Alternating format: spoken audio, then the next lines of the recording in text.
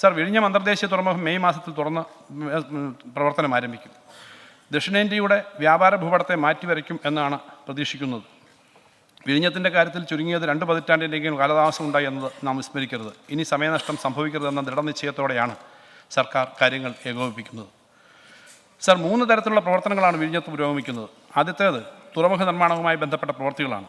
Break water, yard, berth, office കെട്ടിടങ്ങൾ തുടങ്ങിയവയുടെ എല്ലാം നിർമ്മാണം വളരെ വേഗത്തിൽ പുരോഗമിക്കുകയാണ്. രണ്ടാമത്തേത് അനുബന്ധ പശ്ചാത്തല സൗകര്യങ്ങളുടെ വികസനമാണ്.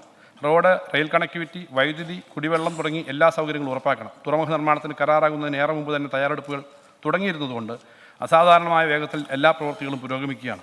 റെയിൽവേ ലൈനിൻ്റെ കാര്യത്തിലും പുരോഗതിയുണ്ട്.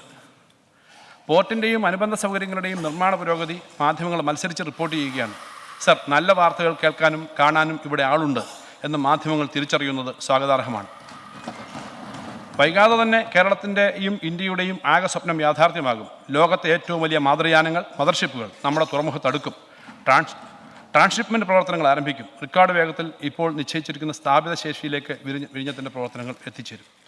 സർ, മൂന്നാമതായി അന്തർദേശീയ തുറമുഖം തുറന്നു തരുന്ന വലിയ അവസരങ്ങൾ ഇരുകൈയും നീട്ടി സ്വീകരിക്കാനും ഉപയോഗിക്കാനും കേരളം തയ്യാറാവേണ്ടതുണ്ട്. ഭാവി കേരളത്തിൻ്റെ വികസന കവാടമാണ് വിഴിഞ്ഞം തുറമുഖം. വിഴിഞ്ഞം തുറമുഖം അന്താരാഷ്ട്ര തുറമുഖ പദ്ധതി ഇന്ത്യയിൽ തന്നെ ആദ്യത്തെ ഡീപ്പ് വാട്ടർ ട്രാൻസ്ഷിപ്മെൻറ്റ് ഹബും രണ്ടാമത്തെ ട്രാൻസ്ഷിപ്മെൻറ്റ് പോർട്ടുമാണ്. വിഴിഞ്ഞം തുറമുഖം പൂർണ്ണമായും പ്രവർത്തനക്ഷമമാകുന്നതോടുകൂടി വികസനത്തിൻ്റെ അനന്ത സാധ്യതകളാണ് സംസ്ഥാനത്ത് തുറക്കപ്പെടുന്നത്. വിഴിഞ്ഞം മുതൽ നാവായിക്കുളം വരെ ഉള്ള തിരുവനന്തപുരത്തിൻ്റെ നിർദ്ദിഷ്ട ഔട്ടർ റിംഗ് റോഡിൻ്റെയും വികസന ഇടനാഴിയുടെയും സമയബന്ധിതമായ നിർമ്മാണം ഉറപ്പാക്കും. ആവശ്യമായ സ്ഥലം ലഭ്യമാക്കും. ബന്ധപ്പെട്ട എല്ലാ ഏജൻസികളുടെയും പ്രദേശത്തെ ജനങ്ങളുടെയും സംരംഭകരുടെയും സഹകരണവും പങ്കാളിത്തവും ഉറപ്പാക്കും. സർ, 1970കളിൽ അവസാനത്തിൽ ചൈനയിൽ രൂപം കൊടുത്ത ഡെവലപ്മെൻറ്റ് സോൺ എന്ന ആശയം കേരളത്തിന് സ്വീകരിക്കാവുന്നതാണ്. വിഴിഞ്ഞത്തിൻ്റെ വികസന മാതൃകകളെ പ്രയോജനപ്പെടുത്താൻ ഇതേ മാതൃകയിലുള്ള പ്രത്യേക ഡെവലപ്മെൻറ്റ് സോണുകൾ സൃഷ്ടിക്കാൻ സർക്കാർ ലക്ഷ്യമിടുന്നു. പ്രവാസി മലയാളികൾ ഉൾപ്പെടെയുള്ള സ്വകാര്യ വ്യക്തികളെയും സ്ഥാപനങ്ങളെയും സഹകരിപ്പിച്ചുകൊണ്ടും സ്വകാര്യ നിക്ഷേപം ആകർഷിച്ചുകൊണ്ടുമാകും സ്പെഷ്യൽ ഡെവലപ്മെൻറ്റ് സോണുകൾ സൃഷ്ടിക്കുക. തുറമുഖത്തിൻ്റെ സാധ്യതകൾ ഉപയോഗപ്പെടുത്തി സംരംഭങ്ങൾ ആരംഭിക്കാൻ സാധ്യതയുള്ള നിക്ഷേപകരെ ആകർഷിക്കുന്നതിന് അന്തർദേശീയ നിക്ഷേപ സംഗമം 2024-25 തന്നെ സംഘടിപ്പിക്കും. മാരിടൈം ഉച്ചകോടിയും ഇതിൻ്റെ ഭാഗമായി സംഘടിപ്പിക്കും. സർ, വിഴിഞ്ഞം കേന്ദ്രീകരിച്ച് വലിയൊരു വ്യവസായ മേഖല ചലനാത്മകമാവുകയാണ്. ലോകത്തിൻ്റെ എണ്ണപ്പെട്ട തുറമുഖങ്ങളോട് കിടപിടിക്കുന്ന നിലയിൽ വിഴിഞ്ഞത്തെ മാറ്റിയെടുക്കാൻ വലിയ നിക്ഷേപം അവിടെ നടത്തേണ്ടതുണ്ട്. സർക്കാർ സ്വകാര്യ പങ്കാളിത്തത്തോടെയും സ്വകാര്യ മേഖല മാത്രമായും വികസനം സാധ്യമാക്കേണ്ടതുണ്ട്. ഇതിനുവേണ്ടി നിർമ്മാണങ്ങൾ നടത്തുകയും വേണം. ടൗൺഷിപ്പുകൾ, റെസിഡൻഷ്യൽ ഏരിയകൾ, വ്യവസായ കേന്ദ്രങ്ങൾ, സംഭരണശാലകൾ, വിനോദ കേന്ദ്രങ്ങൾ തുടങ്ങി വിപുലവും സമഗ്രവുമായ ഒരു ഹബ്ബാക്കി വിഴിഞ്ഞത്തെ മാറ്റുവാനാണ് സർക്കാർ ലക്ഷ്യമിടുന്നത്.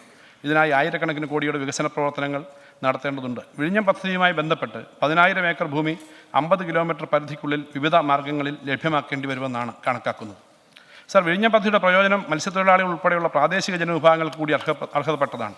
വിഴിഞ്ഞം മേഖലയിൽ അതിദരിദ്രരെന്ന് കണ്ടെത്തിയ കുടുംബങ്ങളെ പ്രത്യേക പരിഗണന നൽകി ദാരിദ്ര്യമുക്തരാക്കാനുള്ള നടപടികൾ സ്വീകരിക്കും. പ്രദേശവാസികളുടെ പട്ടയ പ്രശ്നങ്ങൾ പരിഹരിക്കും. മത്സ്യത്തൊഴിലാളികളുടെ വരുമാന പരാധീനതകൾ 5 വർഷം കൊണ്ട് നിർമ്മാർജ്ജനം ചെയ്യുന്ന തരത്തിൽ ഒരു പ്രവർത്തന പദ്ധതി നടപ്പിലാക്കും.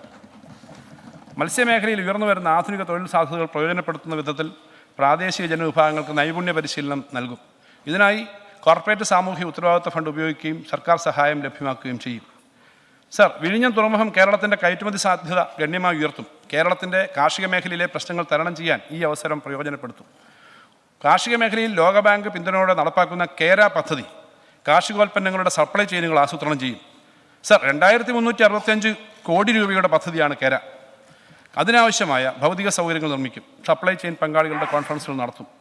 ജനുവരി 1 ബഹുമാനപ്പെട്ട പ്രധാനമന്ത്രി കൊച്ചിയിൽ ഉദ്ഘാടനം ചെയ്ത 4000 കോടി അടങ്കലുള്ള 3 പദ്ധതികളെക്കുറിച്ച് കൂടി ഇവിടെ സൂചിപ്പിക്കേണ്ടതുണ്ട്. കൊച്ചിൻ ഷിപ്പ്യാർഡിലെ പുതിയ ഡ്രൈ ഡോക്ക്, അന്തർദേശീയ ഷിപ്പ് റിപ്പയർ ഫെസിലിറ്റി, പുതുവൈപ്പിനിലെ LPG ഇറക്കുമതി ടെർമിനൽ എന്നിവയാണവ. വിഴിഞ്ഞത്തിൻ്റെ കാര്യത്തിലെന്നതുപോലെ കൊച്ചിയിലെ പുതിയ പദ്ധതികൾക്ക് മുൻപിൻ ബന്ധങ്ങളുടെ സാധ്യതയുണ്ട്. ഈ അവസരങ്ങൾ ഉപയോഗപ്പെടുത്താനുള്ള ശ്രമവും നടത്തും. ഇവിടെ സൂചിപ്പിച്ച വിവിധ ഇന പ്രവൃത്തികൾക്കായി അടുത്ത 3 വർഷം കൊണ്ട് സംസ്ഥാന സർക്കാർ മാത്രമായി 3000 കോടി രൂപ ചെലവഴിക്കും. 2024-25 ധനകാര്യ വർഷത്തേക്ക് 500 കോടി രൂപ മാറ്റിവെക്കുന്നു. ഇത് മേജർ ഇൻഫ്രാസ്ട്രക്ചർ ഡെവലപ്മെൻറ്റ് പ്രോജക്റ്റുകൾക്ക് നീക്കിവെച്ചിട്ടുള്ള തുകയ്ക്ക് പുറമെയാണ്.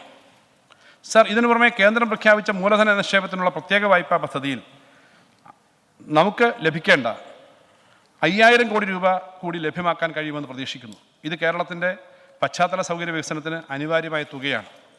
സർ, അന്തർദേശീയ തുറമുഖം പ്രവർത്തന സജ്ജമാകുന്നതിന് സമാന്തരമായി ദേശീയപാത 66 നിർമ്മാണവും പൂർത്തിയാവുകയാണ്. 8 മണിക്കൂർ കൊണ്ട് കേരളത്തിൻ്റെ വടക്കേയറ്റം മുതൽ തെക്കേയറ്റം വരെ യാത്ര ചെയ്തെത്താവുന്ന നിലയിൽ കാര്യങ്ങൾ പുരോഗമിച്ചിരിക്കുന്നു. 10 വർഷം മുമ്പ് നമുക്ക് സ്വപ്നം കാണാൻ പോലും കഴിയാതിരുന്ന കാര്യങ്ങളാണ് പിണറായി സർക്കാർ അധികാരത്തിലെത്തിയതിനു ശേഷം സംഭവിച്ചുകൊണ്ടിരിക്കുന്നത്. ദേശീയപാത 66-നോടൊപ്പം മറ്റ് ദേശീയപാതകളുടെയും തീരദേശ പാതകളുടെയും മലയോര പാതയുടെയും പണി അതിവേഗം പുരോഗമിക്കുകയാണ്. ഈ ഘട്ടത്തിൽ ഈ പദ്ധതികളുടെ കാര്യത്തിൽ സംസ്ഥാന സർക്കാർ നേരിടേണ്ടി വന്ന വലിയ എതിർപ്പുകളെക്കുറിച്ച് ഓർക്കുന്നത് നന്നാവും. മുഖ്യമന്ത്രിക്ക് നേരെയുണ്ടായ വിമർശനത്തിനും അസഭ്യവർഷത്തിനും വല്ല കയ്യും കണക്കും ഉണ്ടായിരുന്നു. തിരുവനന്തപുരം മുതൽ അങ്കമാലി വരെ ഈ ഘട്ടത്തിൽ ഇതിനോടൊപ്പം തന്നെ തിരുവനന്തപുരം മുതൽ അങ്കമാലി വരെ MC റോഡിന് സമാന്തരമായ ഒരു ഗ്രീൻഫീൽഡ് പാത കൂടി ദേശീയപാത അതോറിറ്റിയുടെ പരിഗണനയുടെ അടിസ്ഥാനത്തിൽ നടക്കുകയാണ്. കൊച്ചി മെട്രോയുടെയും വാട്ടർ മെട്രോയുടെയും കാര്യത്തിൽ നമ്മൾ മുൻകൂട്ടി ആസൂത്രണം ചെയ്ത രീതിയിൽ കാര്യങ്ങൾ പുരോഗമിക്കുകയാണ്. തിരുവനന്തപുരം കോഴിക്കോട് മെട്രോ പ്രൊജക്റ്റുകളുമായി മുന്നോട്ട് പോകാനാണ് സർക്കാർ തീരുമാനം. തിരുവനന്തപുരം മെട്രോയുടെ കാര്യത്തിൽ ആവശ്യമായ കേന്ദ്ര അനുമതികൾ വൈകാതെ ലഭിക്കും എന്നാണ് പ്രതീക്ഷിക്കുന്നത്. മേജർ ഇൻഫ്രാസ്ട്രക്ചർ പ്രൊജക്റ്റുകൾക്ക് പ്രത്യേകമായി നീക്കിവെച്ചിട്ടുള്ള തുകയിൽ നിന്നും മേൽപ്പറഞ്ഞ പദ്ധതികളുടെ ചെലവിലേക്ക് പണം അനുവദിക്കും. പശ്ചാത്തല സൗകര്യങ്ങളുടെ വികസനത്തിൽ വന്നുപോയ വലിയ വീഴ്ച പരിഹരിക്കുന്നതിനായി വൈദ്യുതി ഉൽപ്പാദനം, വിതരണം, വിവരസാങ്കേതിക അടിത്തറ, ഗ്യാസ് പൈപ്പ് ലൈൻ തുടങ്ങിയ കാര്യങ്ങളിൽ സ്വീകരിച്ച നടപടികളും അതിൻ്റെ വിജയവും എല്ലാവർക്കും അറിയാവുന്നതാണ്. അവയുടെ തുടർ നടപടികളിലേക്ക് പിന്നീട് വരാം. പശ്ചാത്തല മേഖലയിൽ അനിവാര്യമായ പുരോഗതി സംഭവിക്കാത്ത ഒരു മേഖലയുടെ കാര്യം ഇവിടെ എടുത്തു പറയേണ്ടതുണ്ട്. റെയിൽവേ വികസനത്തിൻ്റെ കാര്യമാണത്. വന്ദേ ഭാരത് എക്സ്പ്രസ്സുകൾ വന്നതോടുകൂടി സംസ്ഥാന സർക്കാർ സ്വീകരിച്ച നിലപാടിലെ ശരി ജനങ്ങൾക്ക് മാത്രമല്ല മുഖ്യധാരാ മാധ്യമങ്ങൾക്കും ബോധ്യപ്പെട്ടിട്ടുണ്ട്. ഇത്തവണത്തെ കേന്ദ്ര ബജറ്റിലും കേരളത്തിൻ്റെ റെയിൽ വികസനം അവഗണിക്കപ്പെട്ടു എന്നുള്ളതാണ് വസ്തുത.